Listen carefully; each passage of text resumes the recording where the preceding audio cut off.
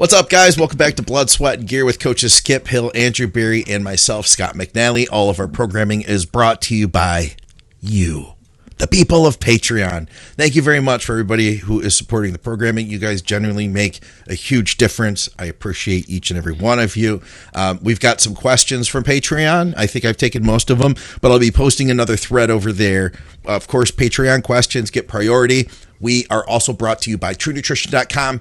Use our code THINK for additional savings. High-quality third-party tested supplements. SupplementSource.ca for Canadians. And we're going to start this special edition out with a little bit of Talk New York Pro, specifically because one of our coaches here, one of our hosts, coached Nate Spear. So we're going to let Andrew take the floor about this because we just wanted to talk about the show, wrap it up, and plus we had some listener questions, so we're going to tackle all that stuff today. So where did Nate end up placing? I know that he looked incredible. So Nate finished 7th place at the New York Pro, right behind Max Charles. Obviously, anytime you do any show at any level, you want to crack that top 5, especially whether it's national level or a pro show, or you want to at least get into that first call out. And I think we were good enough to be in the first call out.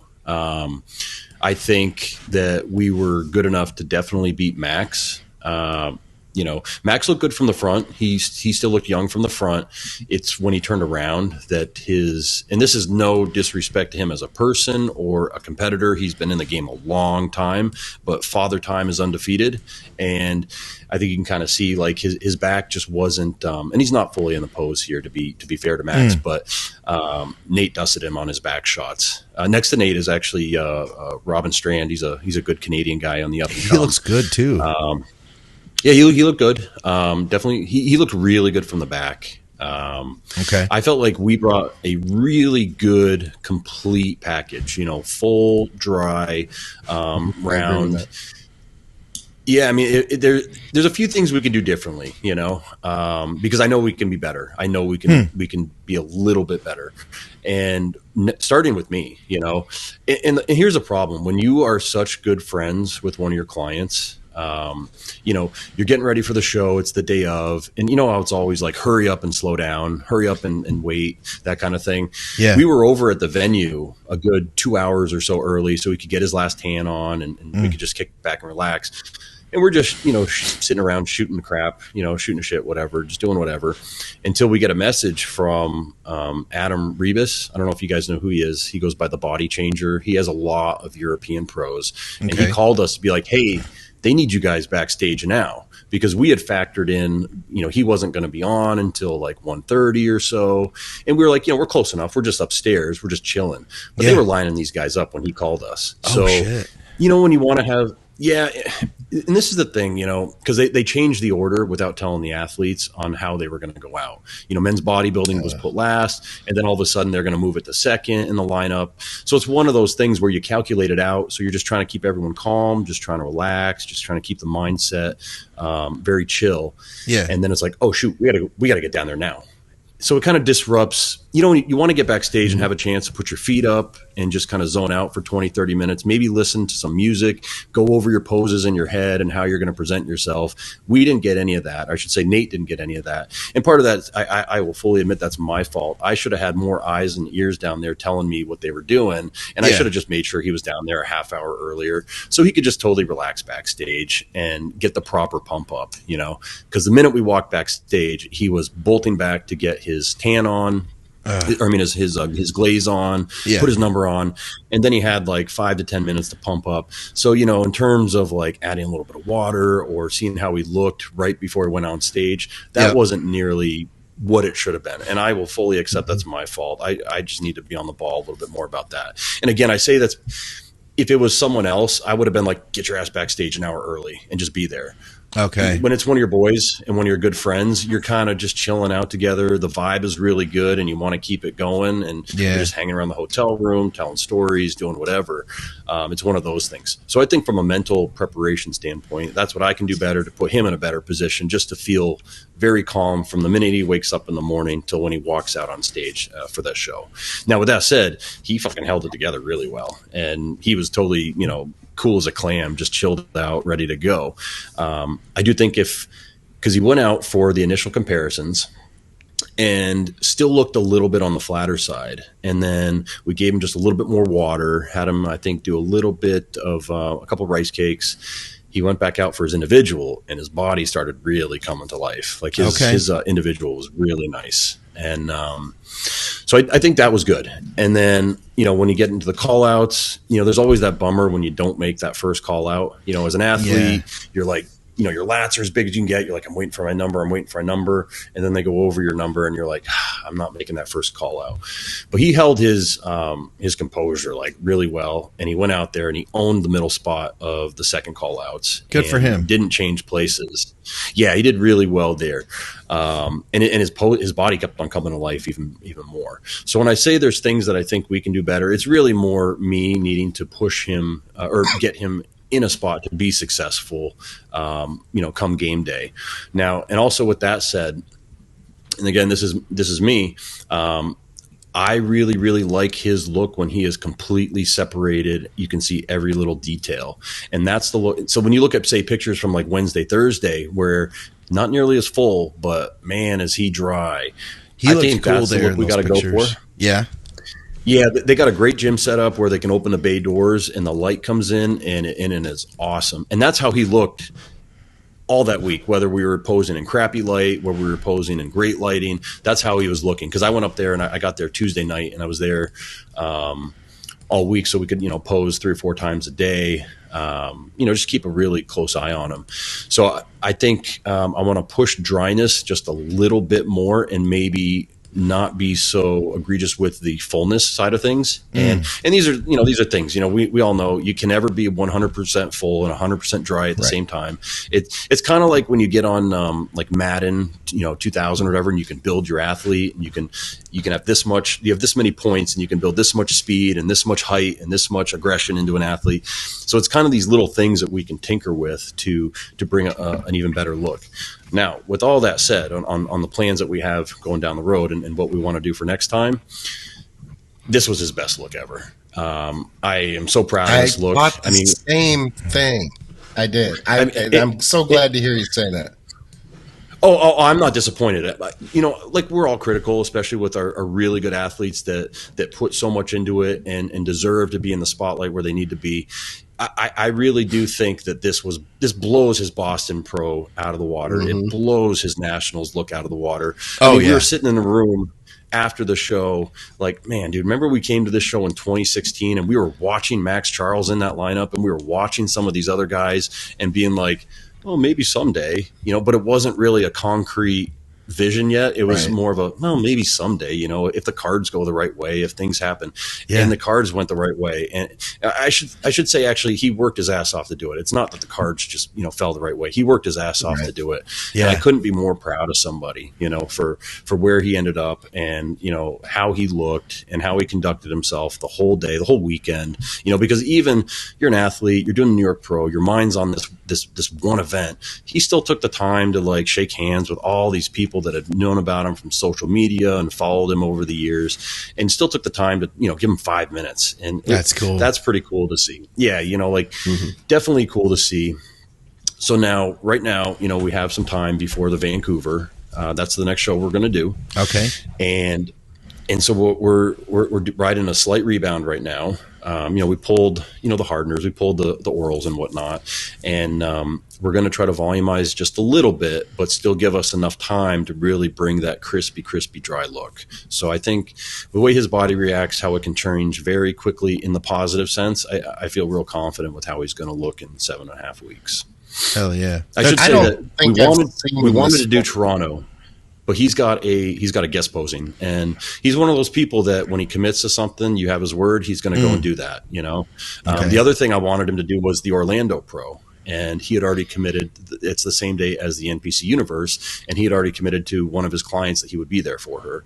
And I got to give him a big thumbs up for being there, because that's how he makes his money and that's how he supports himself. And not only that, he's very supportive of his clients. So that's cool. Mm-hmm. So we have to wait. Yeah, we had to wait a few weeks. Yeah, I don't think I've seen him that full. And that's why it's funny because sometimes when you see your client or even yourself in a condition that you are so happy with, and then it doesn't pay off in that particular lineup, it can be kind of frustrating. Yet at the same time, you have to be good with the package that you brought and know that we'll have to tinker with it for the next show. I wonder this, and I'm asking you this, Andrew, because you're his prep guy. Is it possible, much like Joni of Happy Days was typecast, or Chachi was typecast, has Nate been typecast in a sense by the judges to expect ridiculous, you see how I did that? Ridiculous conditioning, and when it is off a little bit to favor what could arguably be even a better look, it doesn't come across that way to the judges. It comes across in their mind as he's off. That's a really good question you asked, because I went and asked some of the judges afterwards, and one of them literally said, I was really looking forward to seeing him look how those pictures he posted 3-4 days ago with all those little details, Now, that's one judge, and yeah, I think, and don't get me wrong, guys, he was every bit as peeled as he's ever been, okay? He was every bit as peeled as he's ever been. I mean, he's dialed in. It's just a matter of learning how to bring that same dry look with this newfound mass and finding a good balance there that will get you into a first call out and get you looked at. And I mean, yeah, I mean, you head to toe, he's peeled. And this was a very good lineup for conditioning in general. Keep in mind, like I'm trying to think there's really no guy. There was one guy in the last call out who was out of shape, but across the board, top 12 were in probably arguably some of their best condition. Like we had Brent Swanson on 2 weeks ago. Yeah. Brent was healed out of his mind like he always is. I feel like Brent even went a little too far on that and flattened out his legs completely compared to how I'd seen his legs in previous preps. Now, I mean, that's the thing. You're always trying to tinker and trying to go with what is your best look. What's going to make the judges not take their eyes off of you out there, right? Yeah. And it's just something that we have to continue to develop, And I just go back, though, that I am so proud of the look that we brought. I'm coaching an IFBB pro who's made top 10 at the New York Pro, and it's only going to get better from here. So that's so cool. And as a fan of Nate and a friend of Nate, and having watched him since he was just trying to turn pro, it's very satisfying to see where he's at today. And I feel like our audience, any of our audience that's been following along since the start of meeting Nate on the shows, has to feel the same way right now, to have watched that evolution, because we've literally watched him evolve into what he's become. It's pretty cool. I think it's always a matter of Go ahead, Skip. Well, I say, and his humility. He's just. I was going to say, I think it's always a matter of when you're at that super heavyweight level and you're trying to turn pro. Sorry, we had a lag or something. So something happened. We're caught back up. Yeah, we got a little bit of a lag. My bad. Okay. I was just going to say, like, it's kind of a matter of, am I big enough once I'm a super heavy to be a good pro? And I think at this stage in the game, Nate has proved that he can be big enough. And now it's just tinkering to bring that all-out best look. Agreed. And I don't want to change the channel away from Nate, because obviously we're big supporters of him.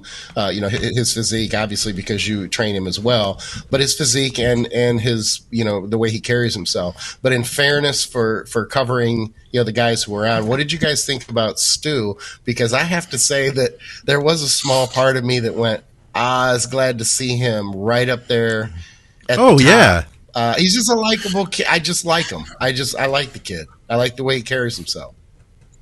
Well, let me say I absolutely like Stu too. I think he's awesome.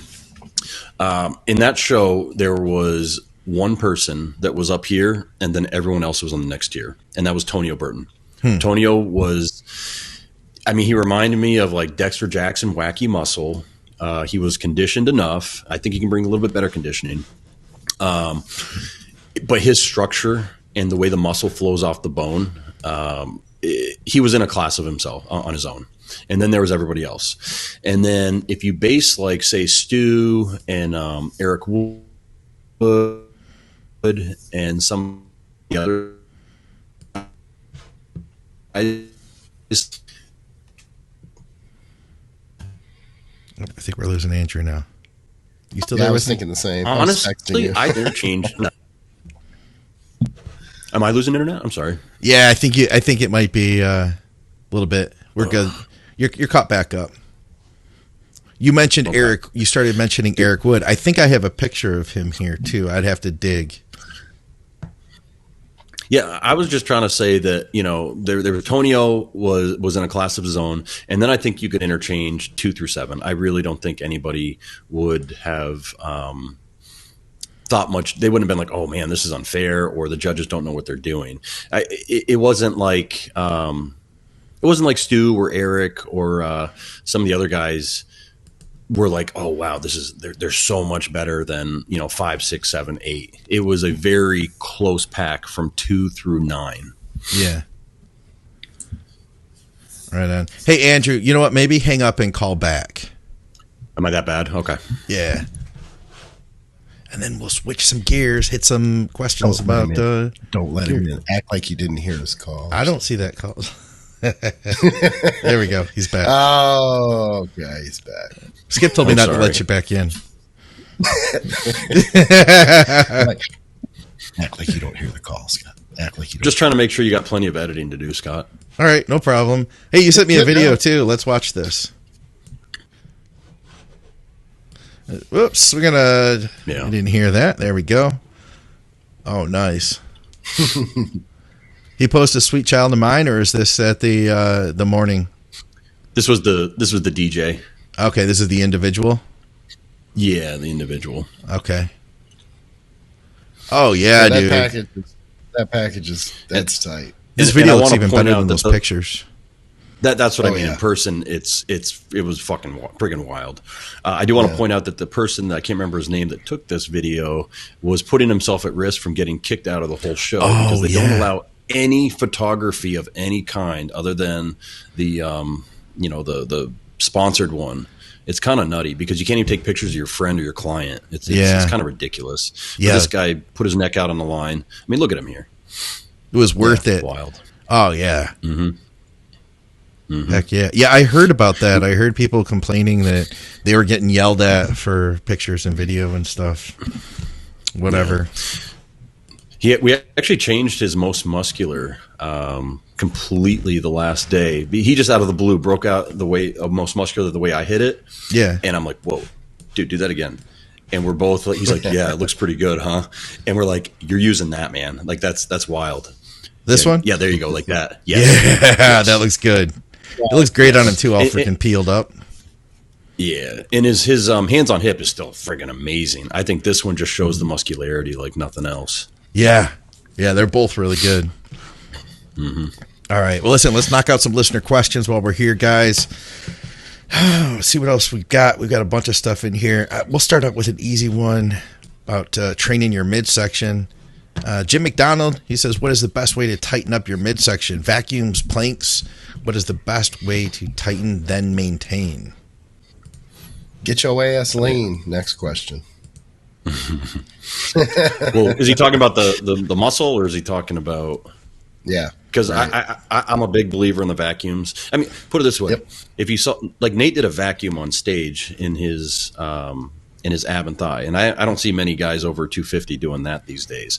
And he will credit that, and he will tell people he does his vacuums every single day, even in the off season. So I use that as a selling point to all my clients. I'm like, I got a 250-pound pro doing them every day. He does them on his own. I don't even have to tell him to do them. My wife Rachel, she does them every single day, if not twice a day, religiously. Okay. She does them. Tell us then, explain to the audience. So there might be some people listening that are like, okay, I want to do vacuums. What do you do? Okay. So it's really hard. And I'm not going to pull my shirt up because I'm fat, so I'm not going to show you. But I mean, it's a matter of bringing your belly button and trying to pull it up and into your spine. Okay. Yep. So what you do is you want to breathe out and then pull them in. And then as you get good at them, you want to learn and practice how to breathe while continuing to hold that connection with the muscle. And if you're doing that right now, hit the like button. And if you haven't subscribed, you should definitely subscribe. Just going to throw that in there because everybody at home is doing that right now. They're all trying. Absolutely. And I'll say this, I tell people, like, in terms of repetitions, I would start out with like somewhere around 8 to 10 repetitions, trying to hold it for 8 to 10 seconds with about 10 seconds of rest in between.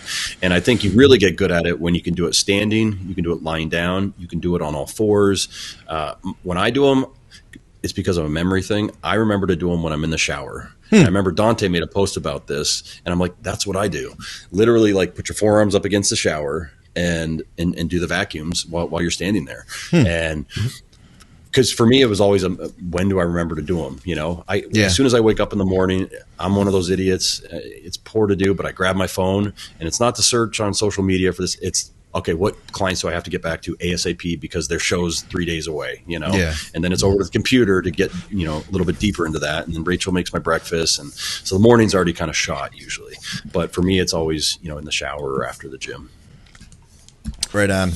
I always do, where I found is like, I used to at least, was driving. I found that it was a good time, because you're not really, you're not like on the way to do something else. You're just sitting there. So.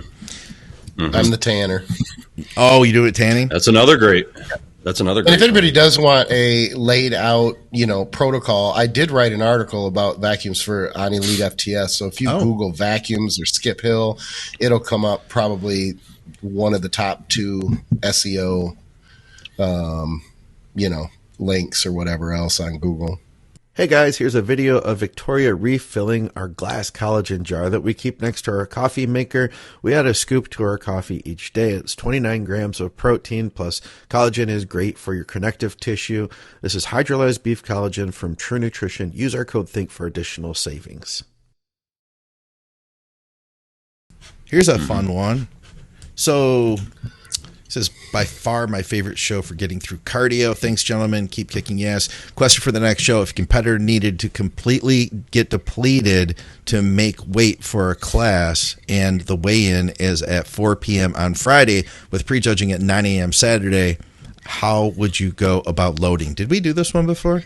We did this one last time. I thought, as I was reading it, I thought we did. What do we tell him? I think we said it depends on how big the person is, right? There were a lot of factors like that. A bunch of variables, All right. Let me see what else we got here then. We might not have anything. Maybe we already did all these questions. All right. I have a question. I have shoulders with terrible mobility. We didn't do this one.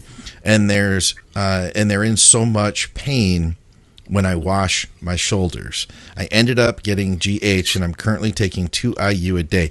I noticed my pain is gone and mobility is much better after just 5 days of using it. Do you think the GH is mostly what's doing the healing? Correlation versus causation. Doesn't matter either way. It's getting better. But it sounds like it could be causative.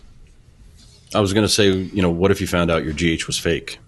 And you're still feeling better. The placebo effect is real. I don't care what people say. Sure. But I will offer maybe some things that he can do. Are you guys familiar with like the CARs, shoulder CARs or scapular CARs? No. There's like these different movements you do for. Yeah, I can't remember exactly what CAR stands for. Something articular. I don't know. But anyway, I send these videos out to so many clients because my PTs have had me do them over the years. And they're different movements that you can do. And it's great to program them in right before you train upper body because it also warms you up at the same time. But it's really just these mobility exercises that should be fairly pain-free that just put you through ranges of motion to help increase that mobility. I like that. And he brought up about the shower, but I have to wonder what his shoulders feel like. Training shoulders, training biceps. Is it rotator cuff related? Is it bicep? Is it a tendonitis, tendinosis? There's a lot that can be going on in there. I'm always careful. I know you guys are too, to kind of stay within our scope of practice. But yet at the same time, we have a lot of experience with training and these types of things. So I understand why people ask these questions. It's just tough sometimes because we're not licensed medical professionals, so we don't know exactly what's going on there, and we have limited amount of information to try to give an opinion on, so it can be tough. Yeah, shoulders could mean a lot of things, Sure. True. For my situation, when I tore my supraspinatus, I started collagen, first of all, True Nutrition, use code THINK. I get the hydrolyzed beef collagen. That was initially, it was a partial tear. And I made this post about how thankful I was that it wasn't a complete rupture. Because when it went, my shoulder was like so swollen. It swelled up my neck. And this is a couple of years ago now. Like I couldn't, like through the day, my mobility got so bad, like I couldn't even turn my head. My whole trap was swollen. Like you could see the difference in a t-shirt. And anyway, I said, okay, I made this post when I found out that it wasn't a complete tear. And I was like, oh my God, I'm so glad. And that means I'm going to really beef up on health supplements for joints and for connective tissue. And so that means I'm getting on the glucosamine and the chondroitin. And Dante messaged me and he was saying, that's where I learned about collagen being like the number one thing that will actually rebuild connective tissue versus glucosamine chondroitin might help the pain and kind of buffer things, but that had always been my thought. So anyway, that was the number one thing, but I'm really terrible for remembering to do shoulder exercises, like mobility stuff. And just like we're bad with vacuums, you have to program that stuff in. And what I ended up doing was I just said to myself, okay, so when I would normally train shoulders, which I can't do right now, I'll do my shoulder mobility work at that time. And I'll turn it in. I just programmed myself saying like, so this is going to be my shoulder workout for now. So I still would get in the gym, get ready to go, do what I would normally do, got music going. And then in that time when I would normally be training my shoulders, I would now be doing mobility stuff that I taught myself because I figured out what the issue was. And then I went online. I went to Smashworks, who's like a CrossFit dude, but he has a ton of great information. And you can search on his YouTube page. He'll show you basically every exercise you could possibly need for mobility.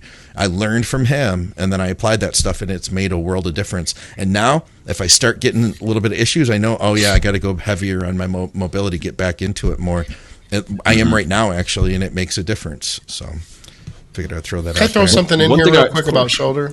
Yeah. Yeah, I got a point, too. Just real quick, because I know that this might be frowned upon by some, but all I would say is just to try it out. If you do come across rotator cuff issues, and they're not horrible, but it's there, try to work into very light and short range of motion to start, but to build light and build the range of motion.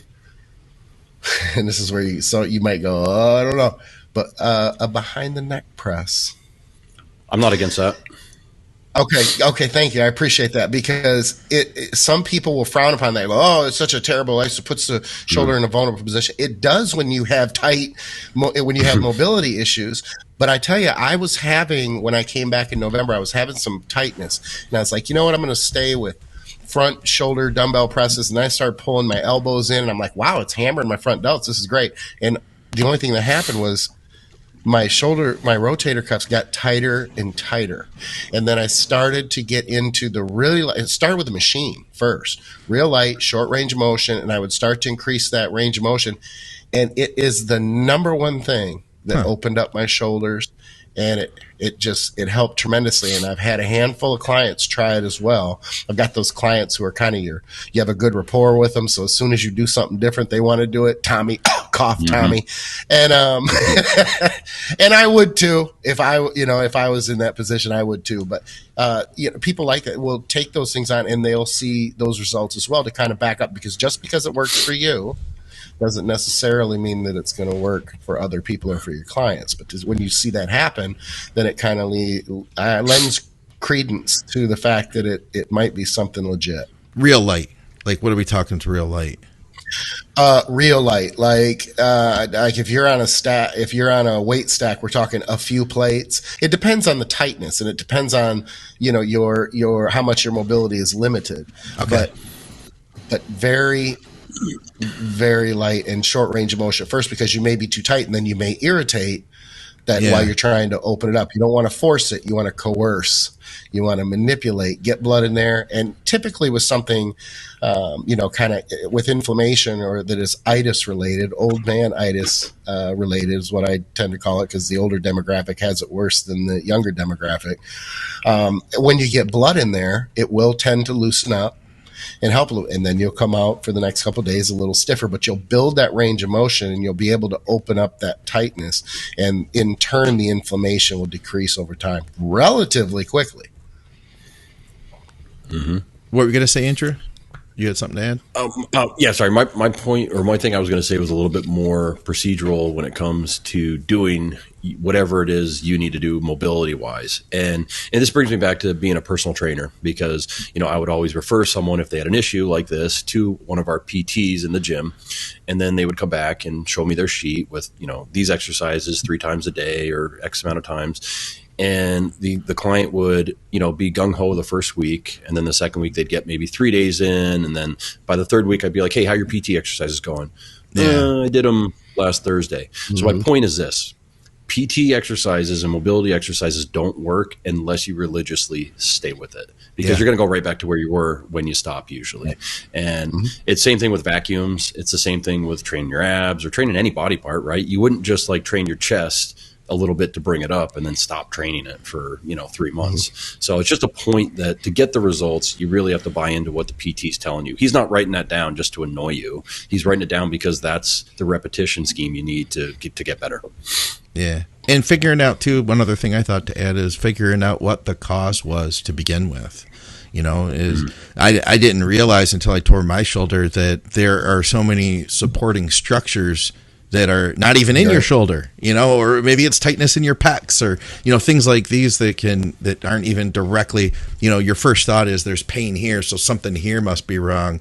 But what about in your back? What about in your chest? And all that, so yeah. Anyway, we've got time for a couple more for our short little segment here. Jared, he says, I'm 42. He's been training for a year and a half. His TRT dose is 200, up from 100 milligrams a week when I started, also a year and a half ago. I've been hoarding 100, taking 100, saving up for a big 8 to 12 week cycle. Is this a good idea, or should I just start taking the 200 weekly? According to my blood work, even that amount puts me well over 1,000. Advice, please. So at 100 milligrams, he's on running 1,000 on his test level, so he's literally at the top end. Yeah, that's pretty impressive if that's the case. If that's the case, then okay, run 100. Until you got to that last part of the question, I was like, no, stay at 200, because you can make really good progress on TRT. I think a lot of people, will kind of roll their eyes, especially the younger demographic. But I tell you, if you want to prove it, just don't be on anything for 4 to 6 months, and then go on TRT and tell me that you don't feel. I feel better. I was having this conversation with the client. I feel better on TRT than I do on cycle. I don't feel bad on cycle, but I feel better. I feel more balanced. And obviously we are, because that's how the body was made to function at a 1,000, testosterone level, or a 900 to 1,200 versus, 3,000 or 4,000. Sex drive, everything else is just so much. I always have to laugh. I don't want to give, TMI here from a 53-year-old guy and get creepy, but going up in cycle and coming off cycle, the sex drive is radically different than peak cycle when blood levels are high. And it's the same way on TRT. And it just sometimes makes me laugh. I'm like, I could function on TRT for long periods of time. And I have, and I've made really good results, or had really good results. If I can do that at 53, I don't think it's much different from, anybody else. It doesn't come down to age as much as it comes down to those blood levels, I think. I want to add one more thing about this guy's quote, because it sounds like he's trying to alluding to, should I save up and run a heavier cycle, like maybe bump it up to 500 milligrams a test, okay? And because I have a lot of guys that are in that 35 to 50 range that are prescribed TRT. And they want to run cycles, but they also don't want to lose their TRT benefits. Some of them are like maybe VA and, everything's completely covered. So they just don't want to lose that. They don't want to lose the great, medical care that they're getting on top of it. So what we do is, great, and some of these guys are coming to VA. Whatever. Well, you know what I mean. Like, yeah, I'm thinking. I know. I'm thinking of one guy in particular that has. I know. Yeah. Well, I'm thinking of one guy in particular that has a good rapport with his doctor, and his doctor is cool as hell, knows he competes, and knows that he does what we're talking about. As long as his values, when he is there being tested for his yearly appointment, show what they should show. Okay. Yeah. So what I'm saying is, he could do what the rest of us do: stay on his TRT. Do what the rest of us do and get some outside underground gear. Yeah. And I Who even have does guys that? run their, well, listen, but I even have guys run their Does cycles that? right through when they're getting their TRT appointments, right? Yeah. Now, the key is your testosterone just needs to be within range. So what we do is we usually pull their testosterone out or down about 10 days out so that when they show up, they might even show up a little bit on the lower end. Yeah. So they can get even prescribed a little bit more. So let's say they're running like test, primo, and maybe something else. We'll just keep them on the primo, run them right into the appointment. Their testosterone shows up at 450, 500. Doctor's happy, puts a stamp on it. They go on their merry way, and they don't get any extra questions. And I think that's a great way for, in this guy's situation, he's stockpiling, but I don't think you need to stockpile. I think you can literally just buy a couple extra bottles like the rest of us do and do what you want to do. It's your life. Yep. There you go. Exactly. All right. Who says we don't give away secrets here? The other thing you can do, and I'm not going to mention any names, is you can find TRT clinics, especially like in Florida, where they're like, I think 95% TRT clinics are in Florida because of the state laws. But you could actually get TRT without any blood work. Then you don't have to go back in to redo your blood work. You just get your script filled again. Now, I'm not mentioning no names. But then you don't even have to, get those blood levels back down. Yeah. There you go. All right, one more here. Milk in bodybuilding. I know the old school guys used to like adding milk during a gaining phase. But nowadays, I never see milk in any bodybuilder's diets. Do you think that milk is still useful? Lactose-free milk to avoid any digestion problems. Oh, lactose-free milk. So basically protein powder. Yeah, I was going to say, so whey? White water. Yeah. It's not milk if you take the lactose out. The question up to that point, I think milk is useless. I wouldn't allow it. The kids still talk about it and give me crap about it. But I wouldn't allow milk in the house because I think that it's horrible for digestion. I think that it's horrible for anybody over 4 years old because we don't have the ability to digest, in my opinion. We don't have the ability to digest it efficiently. I did an experiment on Intense Muscle years ago where people who argued with me, I begged them, I implored them to take dairy. And dairy is a broad statement. You don't have to actually take all dairy out, but at least it covers everything. Like pull the dairy, solid like food source dairy, and come back to me in 3 weeks, measure your waist prior and measure your waist after, and come back and tell me that it's not at least closing in on an inch smaller because you're not as bloated. It doesn't, dairy slows down digestion. It gums up the walls of your intestine, and that makes it more difficult for your body to assimilate and pull nutrients through that intestinal wall. They came back and only one of them said that it wasn't true, and I still say he was lying because the rest of them proved it. So, but Skip, I need to get my calcium. I know. That's the other part of it. Yeah, it's and I would argue this, and I can't back it up because I made this. I can't remember how I backed it up. Is what I should say, but it was when all this went down that was thrown at me, and the calcium from milk is not as easily assimilated or as efficiently assimilated as other forms of calcium. And one of the things that I found to prove this was when you drink a lot of milk and a lot of dairy for your protein, dairy, solid food sources from dairy, you will a lot of times get those minor little muscle twitches. And why is that? Because it's competing with it's magnesium. a calcium.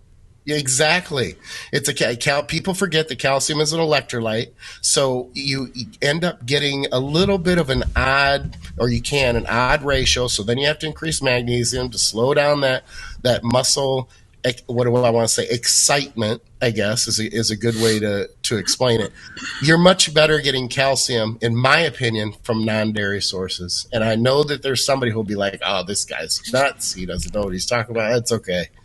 I've gotten that from time to time over the years. Yeah. The only thing I'll add to that is that the reason why the guys like Arnold's era were using milk as heavily as they were was because they just didn't have better options like we do.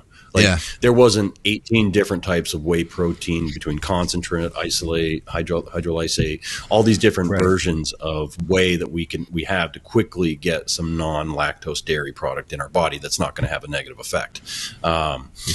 They still have chicken, beef, and whatnot for their other protein sources. But, how much beef and chicken can you really eat when you're eating it 6 times a day? They would top it off with some milk to try to get that extra protein in.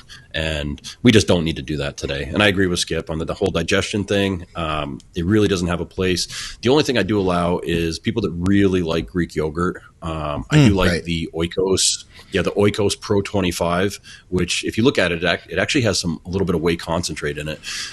It's probably the most absorbable, digestible type of yogurt or dairy product you'll ever put in your body. Agreed. Yeah, Greek yogurt's all right. And that's why I wanted to make it. I wanted to make the point that it is a blanket statement when you say all dairy, because there are people who are far more sensitive to lactose than others, but the vast majority of the population can tolerate small amounts of lactose. Now, people think they're not lactose intolerant because they don't eat dairy and then feel like they're going to shit their pants. That's not how you qualify whether you're lactose intolerant or not. If you're an adult, you don't process. Now, his argument about taking Lactaid or taking lactose-free milk, okay, cool. Then you've removed the lactose. There's nothing wrong with it. I think that's why in the 70s they drank a lot of it. They knew that the whey protein was good. They just didn't have the advancements at that time in nutrition to know that lactose just really isn't. It's a low GI carb. They wouldn't have known that back then either, I don't think. So the carb itself on paper can look good right up until you forget that your body can't efficiently digest that carbohydrate. Hey, and do you guys have any dairy written in your clients' plans, like in the final week before show? Ever? No. Right? 2 glasses of milk nobody before ever bed. does. Yeah. No. Yeah, but I even pull the Greek yogurts if we've been using. Oh, that. yeah. The idea, because to Skip's point about what he was saying about the stomach bloat, I think there's a conditioning aspect of just a little bit of sheen of water with any of those types of products. Oh yeah, and even with some whey proteins, I won't have athletes do them the last week if I think it's affecting their look at all. Yep. Hey, speaking of protein sources, want to load. Oh, go ahead. I was just going to say eggs are back down in price. The egg, problem seems to be over. Have you guys noticed that? No, but I don't do any grocery shopping or any of that. Yeah, I did notice they're like $1.79 in the grocery store the other day. I was like, holy crap. Whoa. I put in my order at Whole Foods. It's delivered to my front door. I know how much I fucking pay for it. I don't care. I don't care anymore. I don't raise kids anymore. I just don't. Grocery shopping is like almost a date for us. That's like our time to get out of the house. I could see that. that. I have an assistant that does all that stuff for me. So wait, what? You have an assistant? I don't know if she wants to be called that. No, sorry, her official, as she puts it, her official title is Director of Home Affairs. That's good. That's good. Yep. Yeah, I like it. Yeah. All right, let's wrap this thing up, guys. I don't leave the house. I really don't leave the house. Yeah, I wouldn't if it wasn't for the grocery store occasionally, and occasionally the range. Yeah. That's it. That's why I have glass walls. You go to the gym too, though. All the sunshine I need. You guys go to the gym though, right? That's it. I went to the gym. I tried to train on Monday, but I got sick when I was at New York Pro. Oh. And, but that whole week leading up to it, I didn't train either. So, and I'm probably not going to train until next Monday. So I'm going to be on like a 2-week break here. Okay. You guys, you've probably done this, Skip, when you drove from Colorado to Florida, or did you fly? No, we drove 3 cars, cats, you name it. It was horrible. Yeah. So So when you're in a car for 2 days straight, about basically 24 hours, and then you get out and your body is all messed up, and your focus needs to be on catching up to those 2 days that you missed in terms of emails, and your focus is on your clients, because I had Nate and coincidentally 2 of my Junior USA's people also live in Florida, in New Hampshire, so I was able to check in on them. Yeah, I was eating 3 to 4 meals a day tops, getting 5 hours. Not a bodybuilder conducive lifestyle. So. Understandable. All right, guys, let's wrap this thing up. Yes. One quick shout to Animal House Gym in Milwaukee. It's a cool shirt. Make sure I got that in there at the last That's a cool minute. shirt. It's my new home. I just love this gym, the atmosphere, everything, the equipment. Yeah, the owner, he's old school. He complimented me on my. I'm just trying to get a free membership, Skip. Yeah, just trying to get that free membership. $25 for a week. I'm like, bruh, like, are you sure? He's like, yeah, $25 a week. He didn't. I'm like, he's doing okay here. he's revered. Everybody loves him. The members love him. They love the gym. It's a great gym. If you're ever in Milwaukee, Animal House Gym is the place to be. I'll always train there when I go back to visit the kids. Love the place. Hell yeah. Nice. Guys, go to teamskip.com. Get some training, some coaching done by Skip. You can go to bodyberry.com. Reach out to Andrew there. McNallyDiets@gmail.com. Hit me up over there. Of course, TrueNutrition.com. Use our code THINK on all sorts of high-quality protein powders that don't contain lactose. You can also go to supplementsource.ca for our Canadians. They have great deals that change week to week. And, of course, thank you to everybody from Patreon. You guys are literally making this thing happen. For another episode of Blood, Sweat, and Gear, leave us questions for the next episode, and we will see you soon, guys. Thank you for watching.